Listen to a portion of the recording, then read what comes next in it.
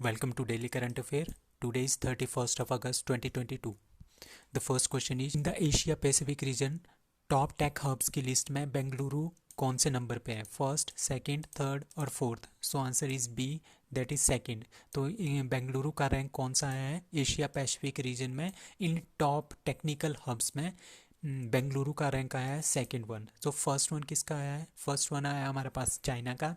ठीक है. According to report, ये रिपोर्ट किसने की है? कशमैन एंड वेकफील्ड एक रिपोर्ट, एक ऑर्गेनाइजेशन है जो ये रिपोर्ट निकालती है.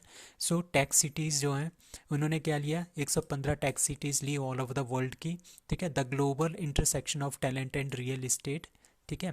बीजिंग सबसे पहले नंबर पे है. Beijing that is of China, that is the first tech city of Asia Pacific region. और बेंगलुरु दूसरे नंबर पे है. ठीक है. इसमें हमारे पास तीन और सिटीज़ भी हैं इंडिया की, लाइक चेन्नई, दिल्ली और हैदराबाद. और ऑल्सो मुंबई और पुणे भी हैं. उन्होंने कौन सा नंबर आया है टॉप 10 लिस्ट में? हमारे पास मुंबई और पुणे भी है. इन्होंने इसमें लिया है eighth and ninth position. Eighth Mumbai, ninth Pune. ठीक है. Silicon City of India that is Bengaluru. Koppal toy cluster, ठीक है, वो फर्स्ट है हमारे पास, इंडिया का first toy cluster, that is of Karnataka. ठीक है. तो एशिया पैसिफिक रीजन में टॉप टेक में Bengaluru is at second number. First number पे कौन है? बीजिंग. ओनम फेस्टिवल कहाँ पे मनाया जाता है? केरला, कर्नाटका, तमिलनाडु और Maharashtra. So answer is A, that is Kerala. Kerala में ओनम फेस्टिवल जो है मनाया जाता है. Celebrated in first week of सितंबर के फर्स्ट वीक में. और ये इस बार कब से स्टार्ट हुआ है? 30 अगस्त से ये स्टार्ट हुआ है, दैट इज़ पिछले कल से.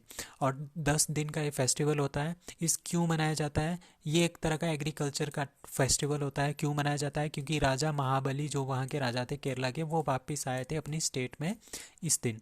ठीक है. और इसी दिन से हमारे पास जो मलयालम कैलेंडर है वो स्टार्ट होता है. ठीक है. और एक बनाना के पत्ते लेते हैं, उसमें हमारे 26 टाइप की डिशेस रखते हैं और उनको खिलाते हैं लोगों को. ठीक है. तो ये बनाना लीफ पे 26 डिशेस रखते हैं. तो ये एग्रीकल्चर का एक फेस्टिवल है, Onam festival, that is in Kerala. Now कुछ और फेस्टिवल है, like Kambala festival that is of Karnataka. Pongal Tamil Nadu. Carbon neutral farming कहाँ पे हुई सबसे पहले? That is Kerala. First carbon neutral airport that is Leh airport.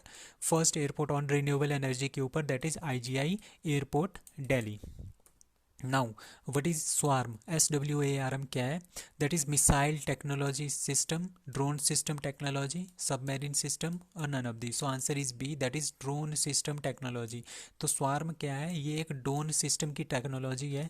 एक पूरी की पूरी टेक्नोलॉजी है, उसके अंदर बहुत सारे ड्रोन आते हैं. ठीक है. बहुत सारे ड्रोन आते हैं. और इसको कहाँ पे पोस्ट किया गया है? इन लद्दाख में इसको पोस्ट किया गया है. ये किससे चलता है? ये आर्टिफिशियल इंटेलिजेंस के ऊपर चलता है. मतलब कि हमने इसमें पहले से ही प्रोग्रामिंग करके रखी है. उस प्रोग्रामिंग के हिसाब से जो जितने भी इसमें ड्रोन्स होंगे वो अपना अपना काम करेंगे.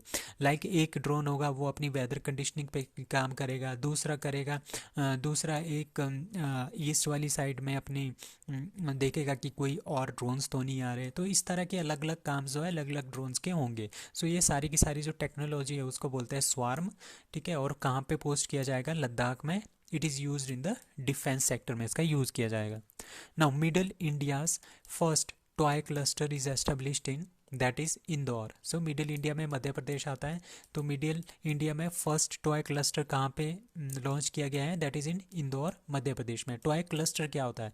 एक टॉय क्लस्टर होता है, एक एरिया होता है, उसमें हमारे पास बहुत सारी इंडस्ट्रीज़ एक ही प्लेस पे होती हैं. ठीक है. एक ही जगह पे होती है, उसको बोलते हैं टॉय क्लस्टर. ये 80 करोड़ रुपीज़ का बनेगा और 2000 पीपल को के लिए ये एम्प्लॉयमेंट जनरेट करेगा. ठीक है. इसमें कितना होगा? जो ये मध्य प्रदेश वाला है, इंदौर वाला, इसमें 20 यूनिट्स होंगी. ठीक है. 20 यूनिट्स होंगी, अलग अलग यूनिट्स होंगी. ठीक है. और कोप्पल टॉय क्लस्टर हमने पहले ही पढ़ा था, is first toy cluster of India, that is in Karnataka. Now, who has been declared as the best male player of the year by UEFA? अब UEFA क्या है? The union of European football association. मतलब कि European union के जो 30 countries हैं, sorry 27 countries हैं, वो सारे के सारा एक अपना फुटबॉल एसोसिएशन बनाता है. तो उसमें बेस्ट मेल प्लेयर किसको घोषित किया गया है? दैट इज़ करीम बेजेमा. करीम बेजेमा जो है वो best male player of the year घोषित किया गया है इनको. ठीक है। और best female player that is Alexia Putellas, आपने ये भी ध्यान रखना है, ये दोनों काफ़ी इंपॉर्टेंट है।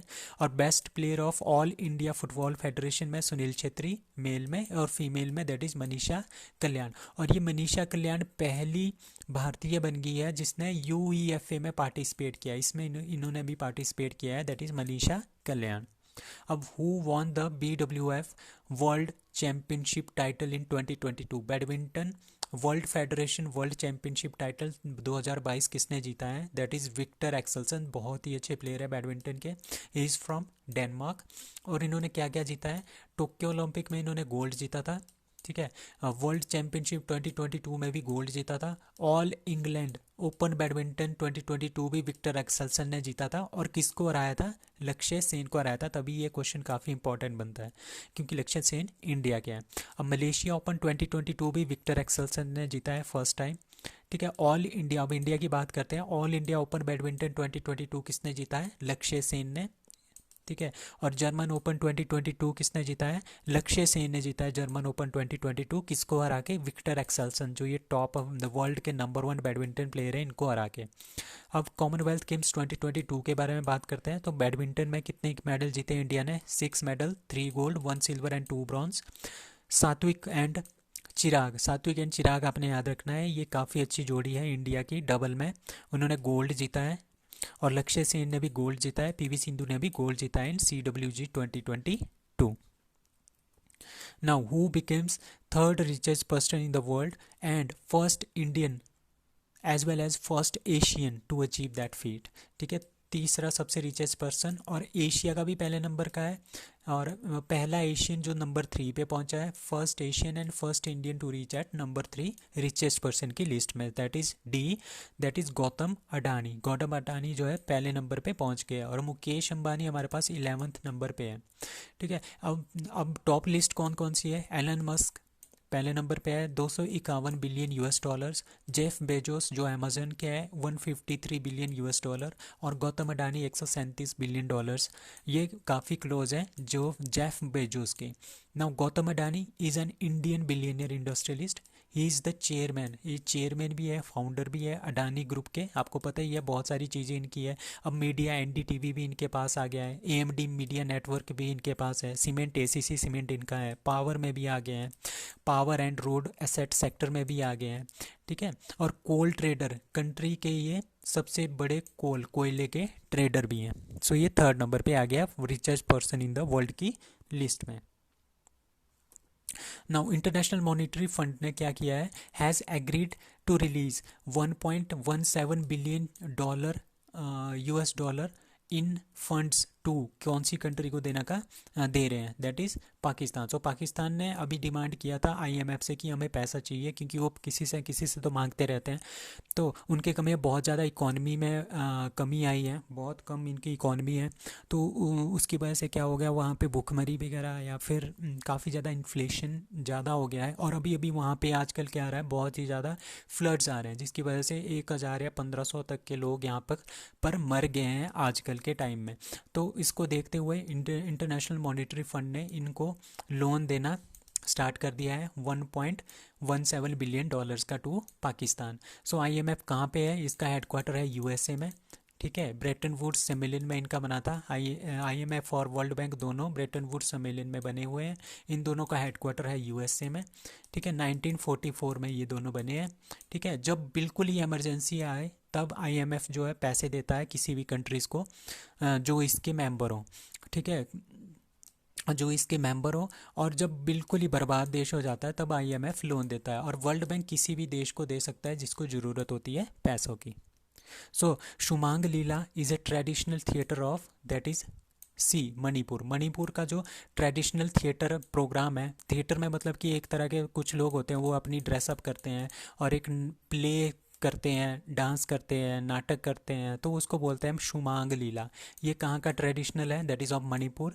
मणिपुर के गवर्नर कौन है? ला गणेशन, और वो एक्टिंग गवर्नर कहाँ के? आजकल के वेस्ट बंगाल के, क्योंकि वहाँ पे जगदीप धनखड़ जी थे, वो वहाँ के क्या थे?